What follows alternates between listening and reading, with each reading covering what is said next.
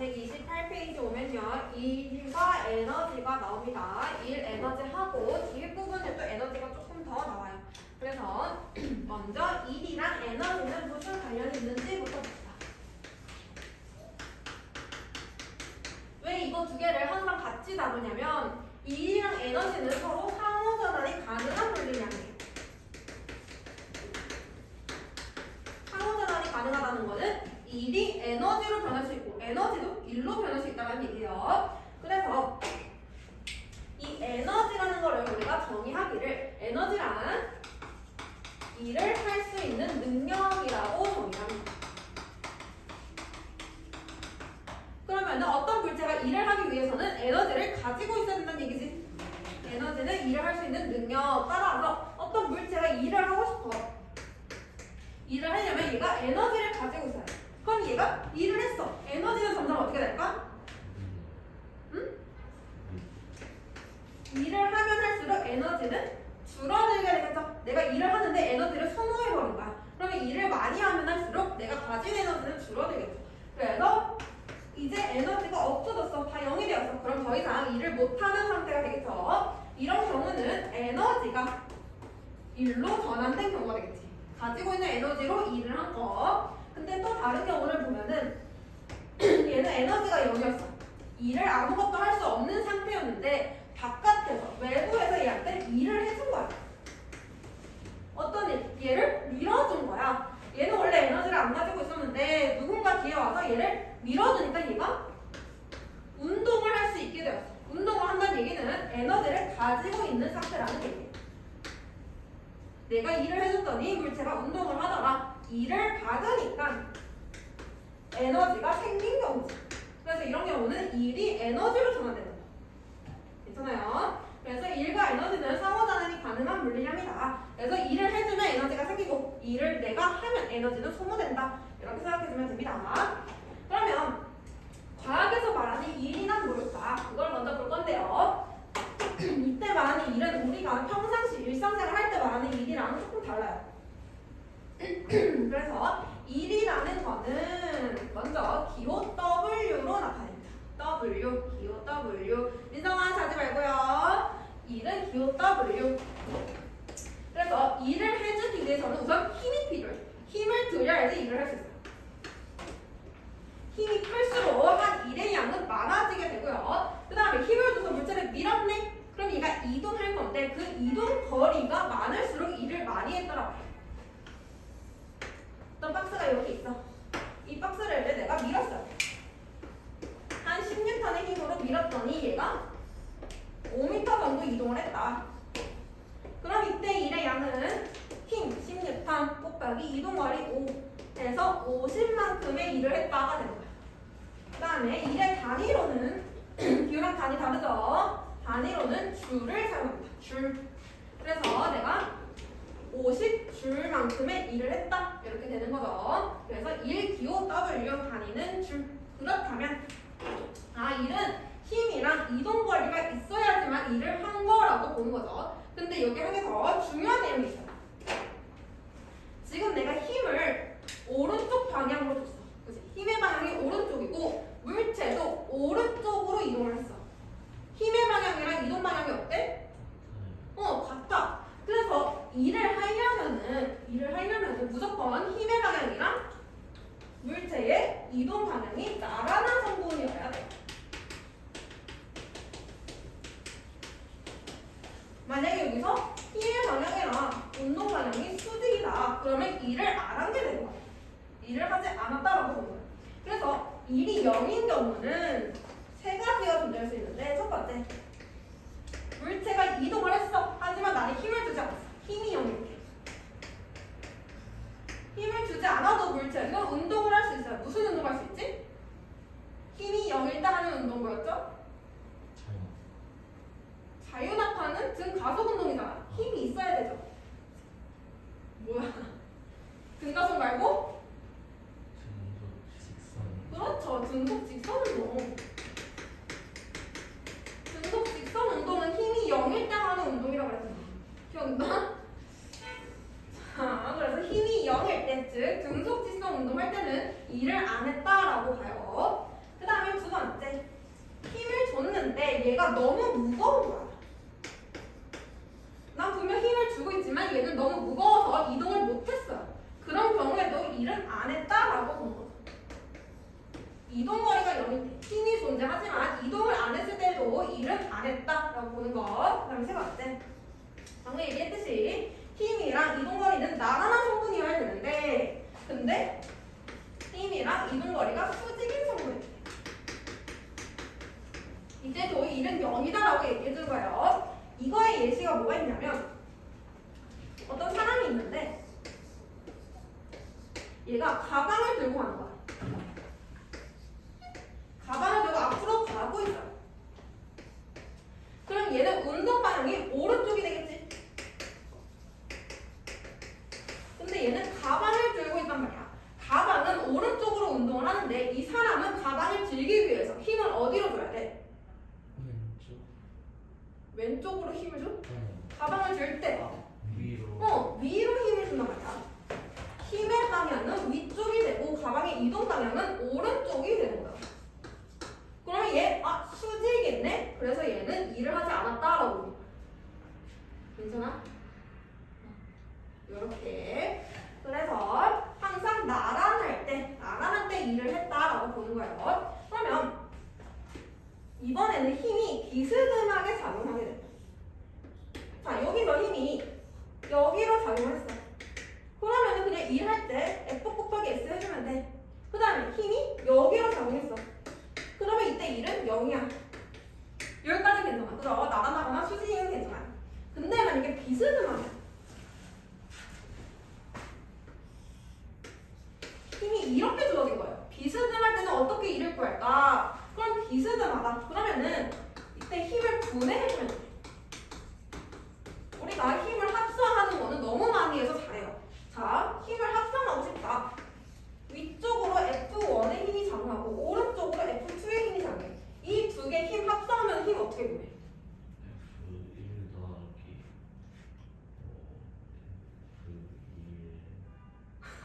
힘 합성 어떻게 한다고 그랬어? 평행사변형 그리라고 했잖아. 평행사변형 그려서 여기에 대각선. 이게 합성한 힘이라고 했잖아요. 그래서 이 두 개 힘, 두 개 더하면 F2가 되는 거. 그러면 힘을 분해하면 F를 분해하면 F1과 F2가 되는 거야. 그래서 반대로 해주면 돼요. 그럼 얘도 분해할 수 있어. 이 힘 하나랑 이 힘 하나로 분해할 수 있어. 그치?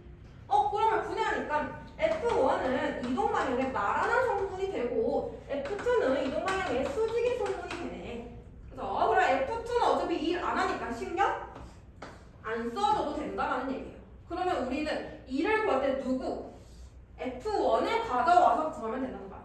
그래서 이때 F가 비스듬하게 작용했다. 1의 양을 구하시오라고 한다면 이 힘을 분해한 다음에 F1 곱하기 이동거리로 구해줘야 된다는 얘기예요. 나란한 성분만 이용해주는 거야. 이때 F2나 F를 넣어주면 안 됩니다. 무조건 나란한 거 F1 곱하기 이동거리로 구해준다. 알겠죠? 그리고 혹시라도 여기서 조금 더 심화되면은 여기 각도가 나올 거예요. 각도. 사인, 코사인, 탄젠트 배웠죠? 각도가 나오게 되면은 이만큼이 F래. 이만큼은 뭐야? 어떻게 보여?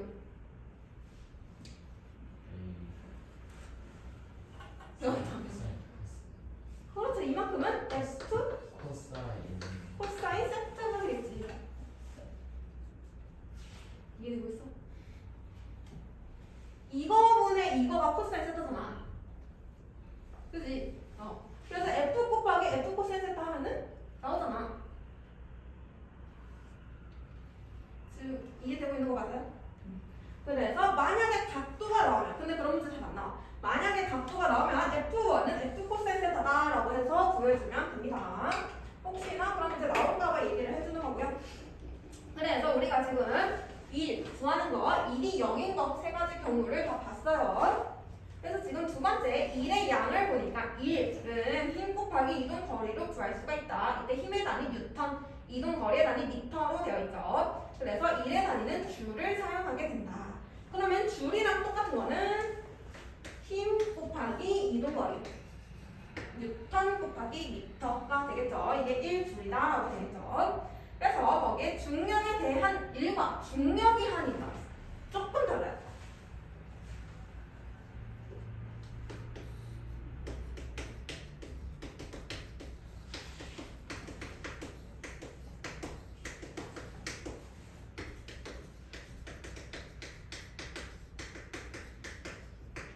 중력에 대한 1과 중력이 한 1이 있는데 자 어떤 물체가 이렇게 있으면요 그럼 얘는 중력이 작용하지 중력이 연직 아래 방향으로 지금 중심 방향으로 작용을 하겠죠.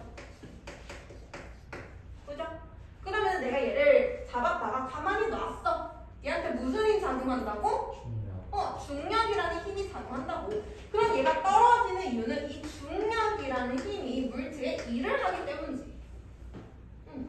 중력에 의해서 물체가 떨어지죠. 그럼 얘는 누가 일을 해줬다고? 중력이 일을 했으니까 물체가 떨어지는 거야. 힘이 없으면 물체가 안 떨어지잖아. 이동 안 하잖아. 근데 중력이 일을 함으로써 물체가 떨어지는 거야. 그래서 물체가 가만히 놓았을 때 아래쪽으로 이동하는 이유는 중력이 일을 해줬으니까. 중력이 한 일이 되겠지. 중력이 일을 해줘서 아래로 떨어지는 거야. 근데 반대로 어떤 물체가 있어. 얘한테 지금 아래 방향으로 중력이 작용하고 있는데 내가 얘를 위쪽으로 잡아당겼어. 위쪽으로 잡아당겼어. 그럼 나 뭐 한 거야? 중력에 대해. 그렇죠. 일을 했는데 중력에 대해서 반대 방향으로 일을 했다는 거야. 아까는 이 일에 대한 힘이 중력이었고 이번에는 일에 대한 힘이 내가 준 힘이야. 내가 준 힘이 주체가 되는 거야.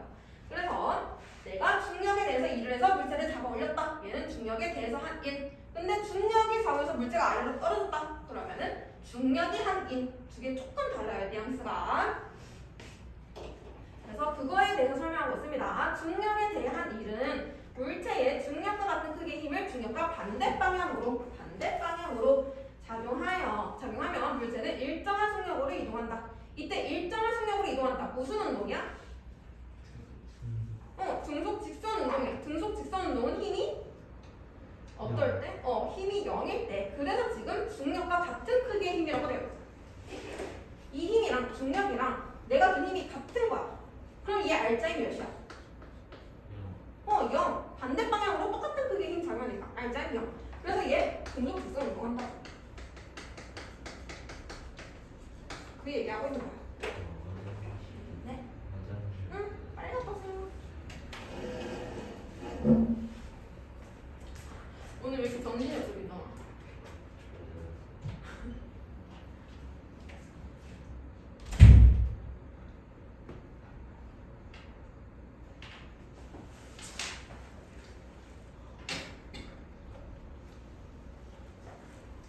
홍준아, 윤석이는 왜 수업 안 듣는 거야? 모르겠어요. 요즘 수업 상태 이상한 것 같아요. 윤석이? 네. 윤석이 저번에도 막 계속 졸려하고 이랬는데 그것 때문인가?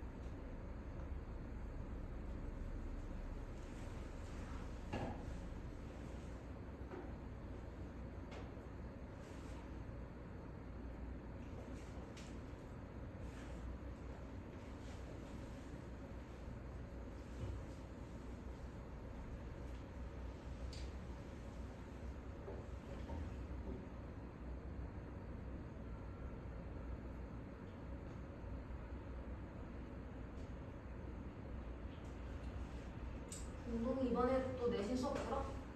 네.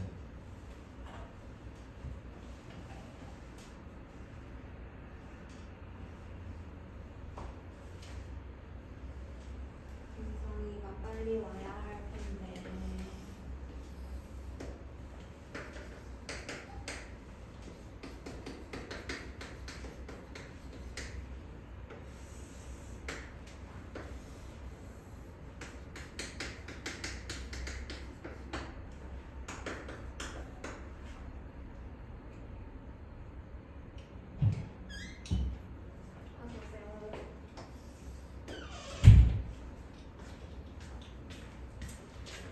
228페이지의 왼쪽에 보면은 이번에 이동거리 힘 그래프가 나와있어. 이동거리 힘 그래프. 그래서 만약에 그래프를 줬어. 그래프를 주게 되면은 그래프가 왼쪽 그림처럼 생긴 그래프가 있을 거고 오른쪽 그림처럼 생긴 그래프가 있을 거예요. 이때 그래프 모양은 별로 신경 안 써도 돼요. 그래프 모양 신경 안 써도 되고 여기서 기억해야 될 거는 그래프 아래 면적.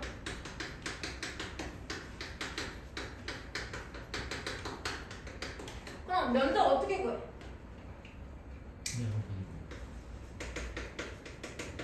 그냥 면적은 저기서 가로축 곱하기 세로축 해주면 되지. 가로축이 뭐야? 이동거리. 세로축은 힘. 두 개 곱하면 뭐 돼?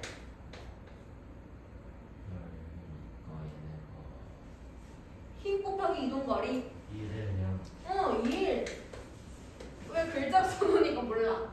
힘 F. 이동거리 S. F 곱하기 S. 1이잖아 1.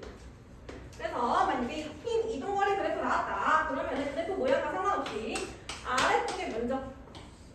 아래쪽의 면적은 둘 다 1의 양이 되겠죠. 이거 하나만 신경 써주면 돼요. 알겠죠? 그래서 그래프 한번 보고요. 이제 에너지 부분 들어갈 건데 에너지라는 거는 일을 할 수 있는 능력이라고 했어요.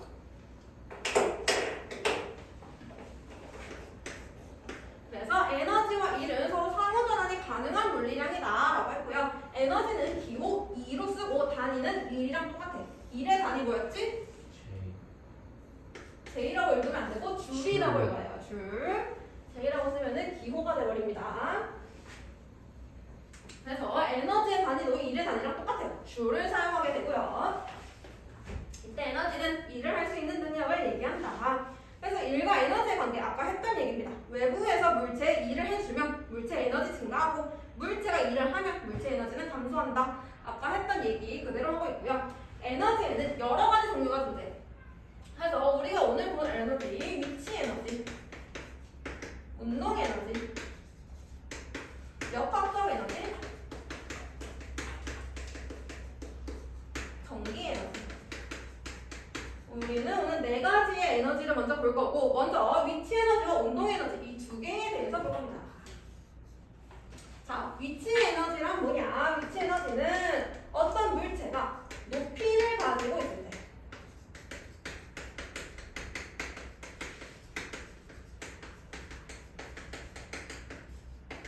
지면에 붙어 있는 게 아니라 지면으로부터 어떠한 높이를 가진 물체가 가지는 에너지를 위치 에너지라고 해요. 그래서 이 물체는 시간이 지나면 떨어질 수 있단 말이야. 시간이 지나면 운동을 할 수 있어요. 그래서 잠재적인 에너지를 가졌다라고 해서 위치 에너지를 똑같은 말로 포텐셜 에너지라고 해요. 포텐셜이 잠재적인이란 뜻이죠. 그래서 높이를 가진 물체는 일을 할 수 있는 능력을 가지고 있고요. 얘는 잠재적으로 그 에너지를 가진다. 포텐셜 에너지라고 하고 기호는 EP로 씁니다. EP라는 게 나오면 위치 에너지구나 알고 있으면 돼요. 그러면은 에너지는 일로 전환이 되고 일도 에너지로 전환이 된다 그랬고 우리가 알고 있는 거 이 일은 힘 곱하기 이동거리로 구한다고 했어. 그치? 이건 똑같이 식을 한번 밝혀내 볼 겁니다.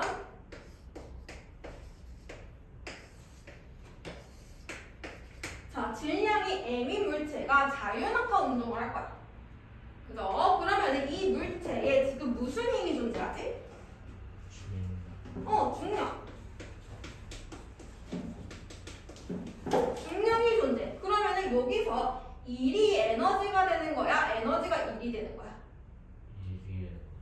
그렇죠. 중력이 일을 해주니까 얘가 에너지를 가지게 되는 거야. 일이 에너지로 전환이 돼. 그럼 중력이 한 일만큼 에너지가 생기겠네? 그치? 여기까지 괜찮아? 중력이 한 일만큼 에너지가 생길 거야. 그 양이 같다라는 거야. 그래서 얘가 중력이 잡아당겨서 이 지면까지 도달할 때 중력이 한 1은 힘 곱하기 이동 거리인데 이때 중력 힘 어떻게 구하지? F는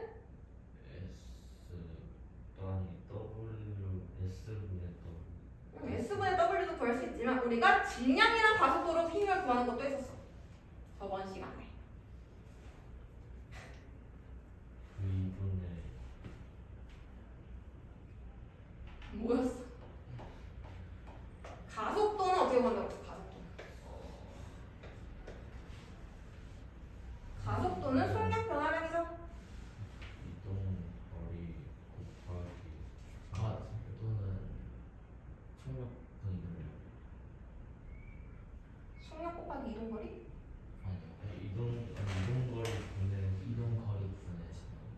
속력분의 이동거리.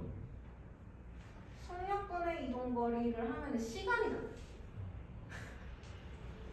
가속도의 정의가 뭐였는지 기억나?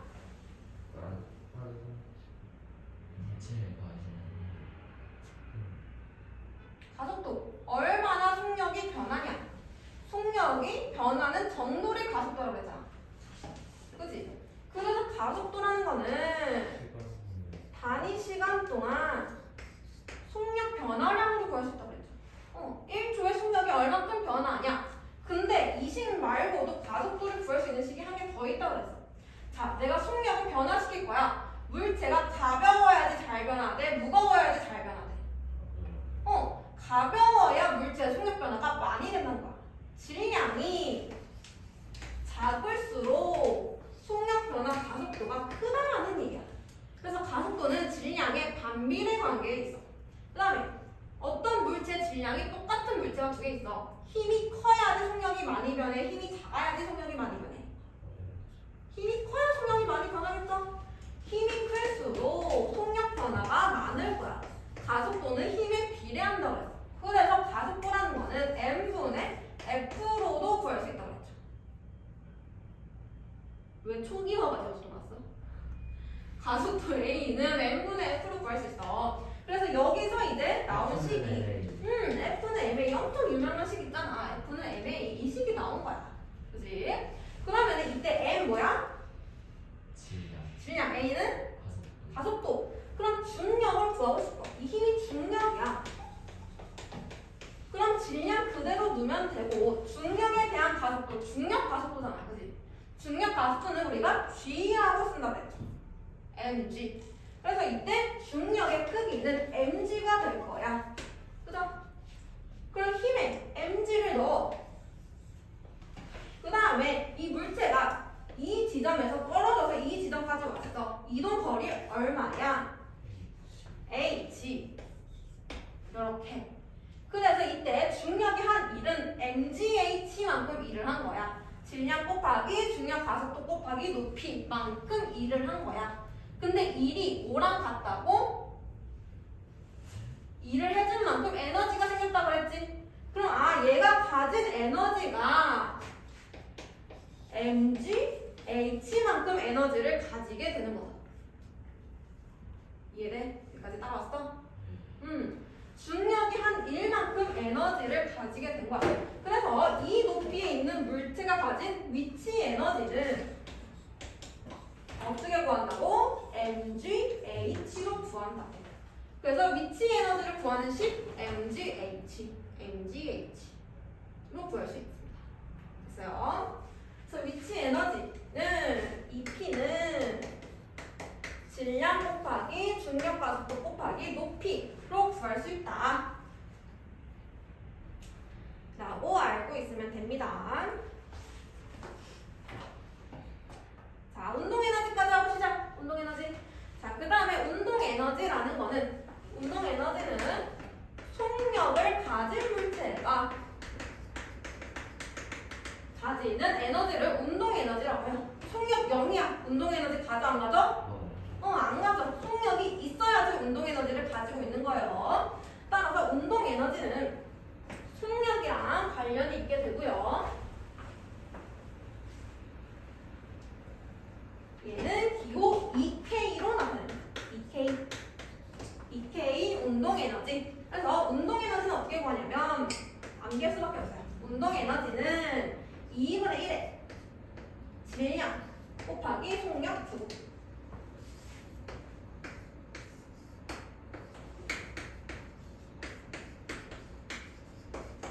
자, 질량이 2kg짜리 물체가 오른쪽으로 10m/s로 운동하고 있대. 얘 운동 에너지 어떻게 구해?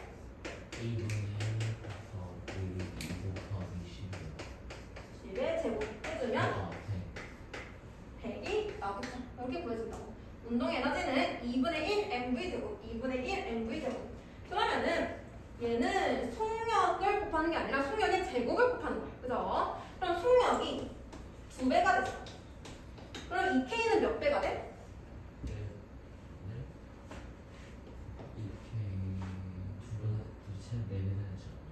속력이 2배 되면은 운동 에너지 에너지는 제곱이니까 제곱이니까 속력이 3배 되면 9배. 9배.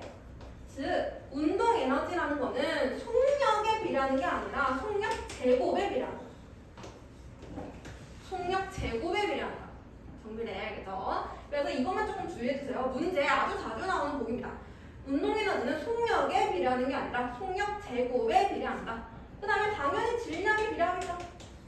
질량이 클수록 운동 에너지 커지겠지. 그래서 운동 에너지는 질량에 비례하고 속력 제곱에 비례한다 라고 기억해주면 됩니다. 자, 그래서 우리가 지금 여러 가지를 했는데요. 1, W 어떻게 구한다고? F 곱하기 S 그렇죠. 힘 곱하기 이동거리 단위 뭐였지? 줄. 그 다음에 위치 에너지는 어떻게 구한다고? 질량 곱하기 질량 가속도 그렇죠. 질량 곱하기 중력 가속도 높이. 얘 단위 뭐지? 궤도 줄 그렇죠. 에너지니까 줄. 운동 에너지 어떻게 구한다고? 2분의 1 곱하기 질량 곱하기 속력 제곱 2분의 1 mv 제곱. 얘도 단위 줄. 줄이 되겠죠. 괜찮아요? 됐어요? 이렇게 세 개만 기억을 잘 해주시고요. 그리고 조금 쉬었다가 역학적 에너지